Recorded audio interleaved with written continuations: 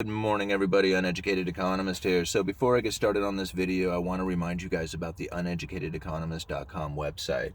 I know a lot of you guys tell me that you get unsubscribed from the channel, which I know it happens to me too, and I don't get why. I mean, some of like my favorite YouTubers, I go and I look and I realize that I'm unsubscribed from them.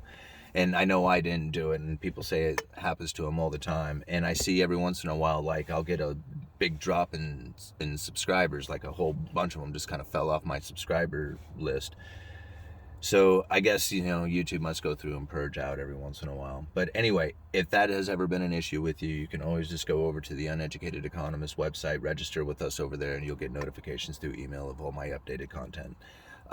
Also want to let you guys know that over there at the uneducatedeconomist.com website, you can find original articles that I have written. Now, I'm going to post those things to Patreon first because I just feel that I need to reward those guys over at Patreon for helping to support the channel by being a member of the Patreon group over there. And considering that a lot of you guys have been members for a long time and I really kind of slacked off on putting content over there, I really feel that I should reward you guys with something that's kind of exclusive. So I'm going to post articles over there for 5 days before I put them over there on the uneducatedeconomist.com website. So anyway, if you want to get like the newest and greatest articles that I have written, you can find them over at Patreon. I'm trying to post at least once a week.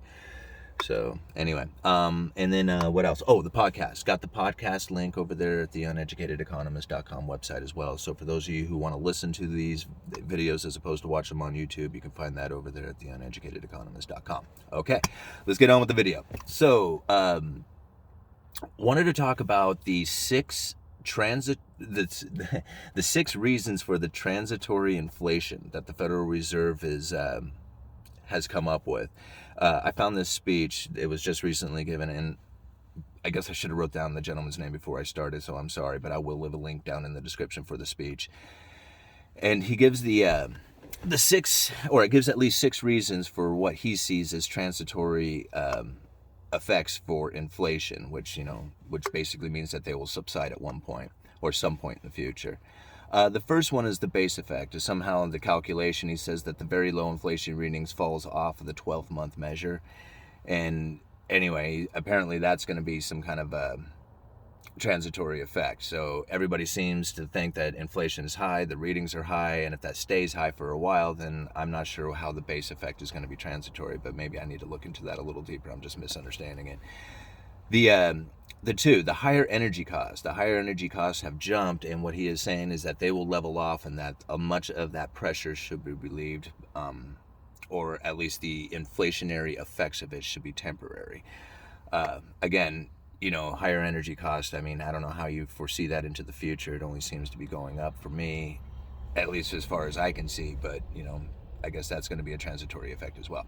Fiscal stimulus. This is where it starts getting serious, and that I'm starting to agree with them. Is the fiscal stimulus, right? When that runs out, when the checks are gone, then the spending is gone as well. And when that spending is gone, you're going to find that there's going to be the inventory builds, and the prices will start to drop. Anyway, very low savings. The very high savings rates will be depleted. Once they are gone as well. So in turn, with the stimulus checks dropping and the savings depletion is what he is referring to.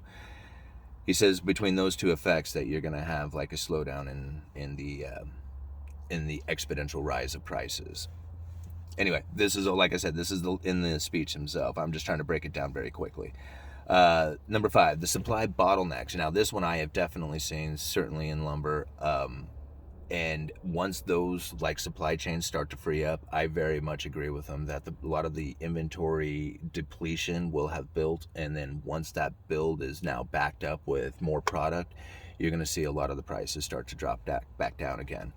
And then excessive demand for labor. Now, really, this is the one that I really wanted to key in on, because this excessive demand for labor, this is where people don't want to go back and go to work, okay? At least this is like what a lot of people are saying. And a lot of this has to do with those stimulus checks and that high savings and the extended benefits. Now, he even makes reference to the extended benefits in this speech, and he says come September, all that's going to be ending, and the price pressure and wage acceleration will also end. should ease. He didn't say end. He said should ease. So I'm thinking, like, these people who, and I shouldn't, like, and I'm not trying, like, the other day I said that people were sitting on the couch getting stoned playing video games, and they were like, man, that's a really horrible characterization of these people. And I was thinking to myself, you know what? I was describing myself. Like, if I was 25 years old back in the day, I mean, I had a responsible job. I hated it. I didn't get paid enough. I worked really hard. I had nothing from it. And if somebody offered me the chance to sit on my ass and smoke weed and play video games when I was 25 years old for a year, I mean, I would have been all about that. So I wasn't trying to, like, characterize these people. I was describing myself. All right. Now, this Fed president here, I don't even know if he was a Fed president. I'm sorry, guys. I just read the speech and I was like, oh man, I got to put a video up. So I just wrote down some of the notes out of the speech. But, he was saying in there that the benefits are going to come to an end in September. And once those end, he says once the unemployment benefits end, there's a spike in job searches. Essentially, like, the unemployment will essentially not be enough to cover, what they need to live, and they will go off there and start to work. Nothing drives somebody to work more than being hungry.